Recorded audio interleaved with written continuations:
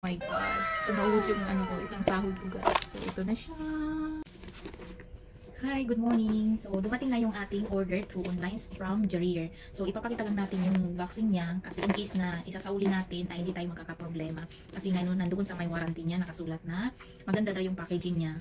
Alam nyo naman na through courier ang magdadala sa atin. So, mali yung pinakita nila yung ating package. So, pinapakita natin ito siya. Kahapon to, dumating dito sa housing.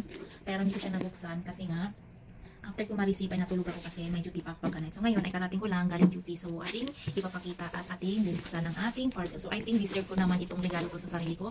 Dahil sa 3 araw na duty ko ay napaka busy ko at sobrang busy yung pasyente ko. And so I think deserve ko naman itong pilihin para sa sarili ko.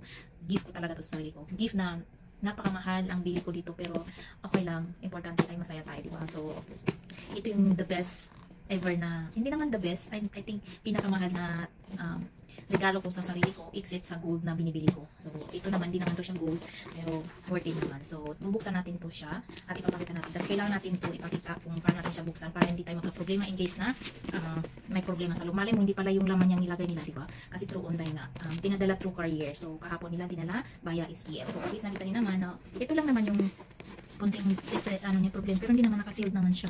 So I think hindi naman pinalitan siyempre. So wag natin sisirain yung karton kasi yun yung nakasulat sa online invoice niya na dapat maganda yung packaging niya in case na isasauli natin. So bubuksan natin to, ha. So let's go. Kailangan ayusin natin ang hulaan nyo to kung ano yung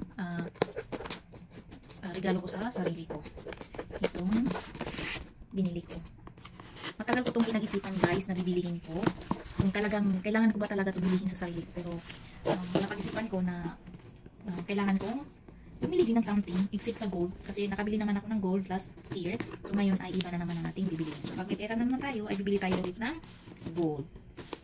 So ito na nga siya ang ating order. I think deserve ko naman ito, diba? Sa hard work natin. Ang hirap magtrabaho sa ospital. Ang hirap kaya. At saka 3 araw na ako busy sa trabaho. So, here we go. Ang ating regalo sa ating sarili, guys.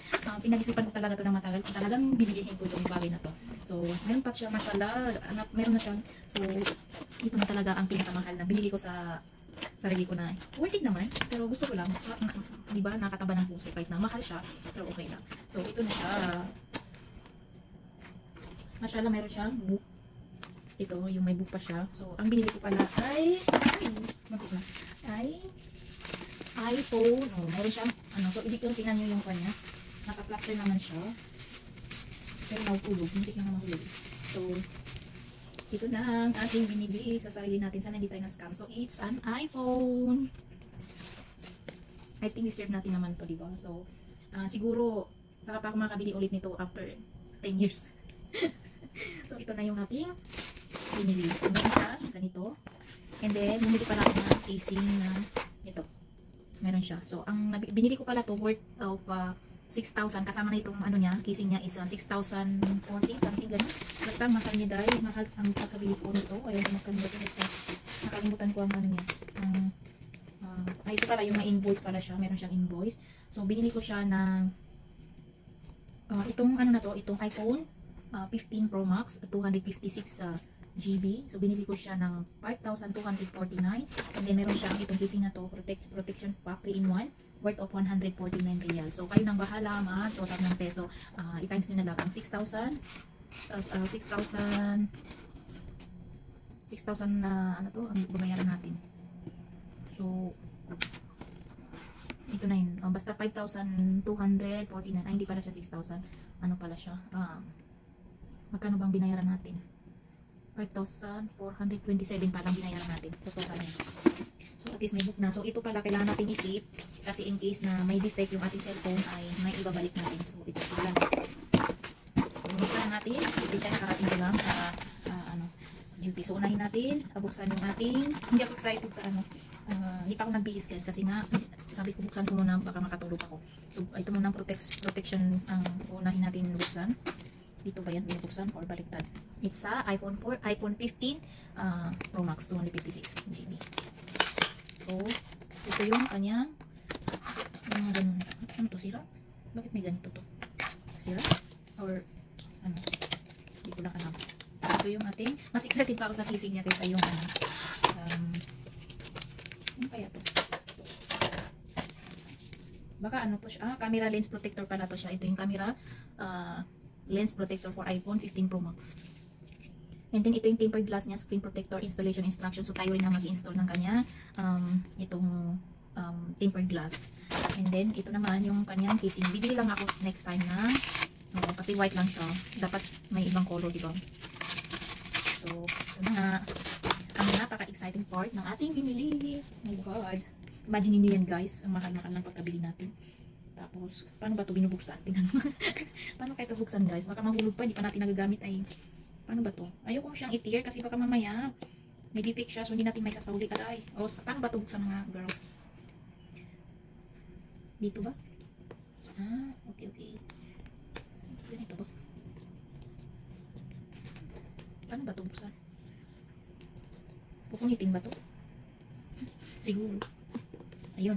So, at least nakasealed naman siya. So, ingat-ingatan natin kasi napakamahal to siya, guys. OMG. Ito yung ating regalo sa ating sarili. Oh my God. So, naubos yung ano ko, isang sahod ko, guys. So, ito na siya. OMG. Tapos, meron siyang charger na kasama. Ito. Meron siyang charger na kasama. And then, manual. Ito pala yung pin niya. Tapos, ano pa, meron pa ba sa ilalim? Wala na. Tingnan nyo, guys. OMG. Wow. Grabe guys. Pero ubos naman yung 1 month na sahod ko guys. OMG. Parang hindi na ako kakain ng ano. Hindi na ako kakain ng isang buwan nito. Hindi pala isang buwan, isang taon. So my God guys. So ito na siya. It's an iPhone 15 Pro Max. My God. So, hindi tayo kakain ito ng ano, ng ilang buwan para lang makabawi tayo dito. Pero I'm so happy kasi naman gift natin to sa ating sarili. So, yun lang guys, at least naipakita ko na sa inyo ang purpose nito na pag-video ko hindi para magyabang. Ang purpose lang nito ay kailangan natin ipakita sa video kasi in case of kailangan natin palitan or kailangan natin ibalik sa kanila, so at least nakita nila kung anong laman ng ating parcel at saka yung paano gi-package. And yun lang naman, parang ganun din sa Pilipinas na kailangan natin ipakita sa video in case of so in fairness, so saka na lang natin pag-review na lang, ipapa-review sa inyo. I-review natin kung maganda yung ating cellphone at saka tingnan natin yung setting niya kung brand new ba to kasi siyempre binili ko to as a brand new, so kailangan natin i-check up yung so dahil nakalimutan ko na gumamit ng cellphone, so hindi ko pa alam saan ang on nito dito kasi tagal ko na hindi nakabili ng iPhone. Actually, hindi ako fan ng iPhone. Talaga ako maka-Android. Pero ang problema is, wala lang trip ko lang bumili kasi gusto ko ng new changes ba. So, hindi ko alam saan ba to ino-on. Saan ba to? Dito siguro. So, next time, ang bibideo naman natin ay yung on niya. Ay, yung review niya. Kung ano yung dito siguro. Ang on niya. Or kailangan i-charge. Saan ba to on? Para tayong ignorante. Siyempre, matagal na ako hindi nag-iPhone. Baka mahulog pa. Saan bang on ito dito? Diyan siguro. Or kailangan natin ng ito hindi kumukuha. Saan bang on? Dito? Parang gusto mo yatang sirain na. So, yun lang guys. Ang ating cellphone of the day. Paano ba mag-on ng iPhone? So, yun lang. So, ito na yung ating iPhone.